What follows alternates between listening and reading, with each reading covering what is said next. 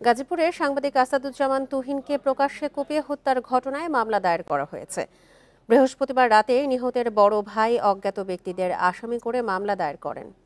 গত রাত 8:30টার দিকে চান্দনা চৌরাস্তা মসজিদ মার্কেটের সামনে তুহিনকে হত্যা করে দুর্বৃত্তরা। নিহত তুহিন দৈনিক প্রতিদিনের কাগজের ব্যুরো প্রধান। প্রাথমিকভাবে চাঁদাবাজি নিয়ে ফেসবুক পেজে লাইভ করার ঘটনাকে কেন্দ্র করে হত্যাকাণ্ড বলে আলোচনা হলেও পরে সামনে আসে ভিন্ন ঘটনা। পুলিশ জানায়, নারী ঘটিত একটি ঘটনার ভিডিও ধারণের জেরে এই হত্যাকাণ্ড। গাজীপুর মহানগর পুলিশের সহকারী উপকমিশনার রবিউল ইসলাম জানান, চান্দনা চৌরাস্তায় এক নারী ও তার চক্রের সদস্যরা একজন লোককে টার্গেট করেন। এ সময় আগে থেকে ওঁত পেতে থাকা চক্রের অন্য সদস্যরা তাকে ধাওয়া দেয়। পরে দেশীয় অস্ত্র দিয়ে তাকে আঘাত করা হয়। এ সময় সাংবাদিক আসাদুজ্জামান তুহিন সেই ভিডিও চিত্র ধারণ করতে গেলে ওই চক্রের সদস্যরা তাকে ধাওয়া করে এলোপাতাড়ি কুপিয়ে হত্যা করে। এ ঘটনার সিসিটিভি ফুটেজ সংগ্রহ করেছে পুলিশ। জড়িতদের ধরতে অভিযান শুরু হয়েছে। এদিকে বাংলাদেশের আলো পত্রিকার গাজীপুর প্রতিনিধি আনোয়ার হোসেন সৌরভকে পিটিয়ে আহতের ঘটনায় মামলা করেন মা আনোয়ারা বেগম। এই ঘটনায় পুলিশ একজনকে গ্রেপ্তার করেছে। এ বিষয়ে আরও জানাতে গাজীপুর থেকে যোগ দিচ্ছেন সহকর্মী আবুল হাসান।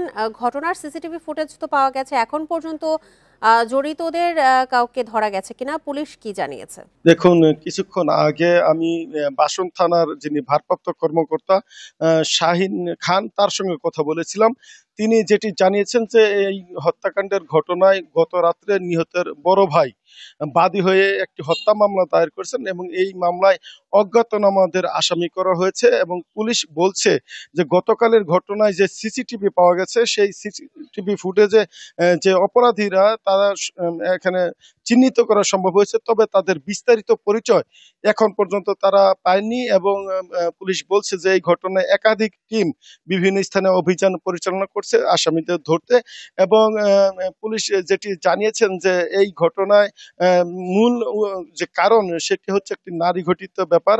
এবং তিনি বলছেন যে এখানে গতকাল একজন নারী ফাঁদে ফেলার জন্য একজন বাদশা মিয়া নামে একজন পুরুষকে প্রলোভন দেখান এবং সেখানে তাদের মধ্যে কথা কাটাকাটির জেরে বাদশা মিয়া ওই নারীকে ধাক্কা দেন এবং থাপ্পড় মারেন।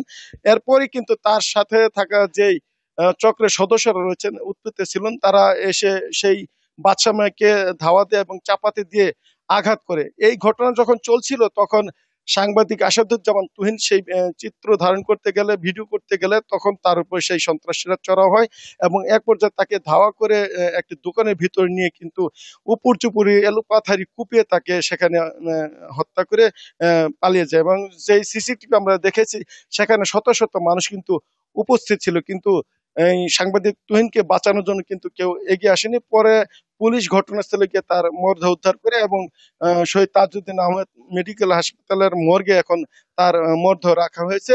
এবং লাশের সুরতাল করার পর ময়নাতদন্ত শেষে তার মরদেহ স্বজনদের কাছে হস্তান্তর করা হবে বলে আমরা জানতে পেরেছি। এবং পুলিশ যেটি বলছেন যে এই ঘটনার মূল মোটিভ ইতিমধ্যে তারা উদ্ঘাটিত করতে পেরেছেন এবং যে অপরাধীরা আছেন তাদের দ্রুততম সময়ে যাতে গ্রেপ্তার করতে পারেন সেই ব্যাপারে তারা তৎপরতা চালিয়ে যাচ্ছেন। তবে এই যে ঘটনা, এই ঘটনায় কিন্তু সাংবাদিক সমাজ সহ স্থানীয় যারা স্বজন রয়েছেন, তার তুহিনের স্বজন, তারা কিন্তু ক্ষোভ প্রকাশ করছেন। তারা বলছেন যে এইভাবে প্রকাশ্যে শত শত মানুষের সামনে একজন সাংবাদিককে কুপিয়ে হত্যা করা হলো।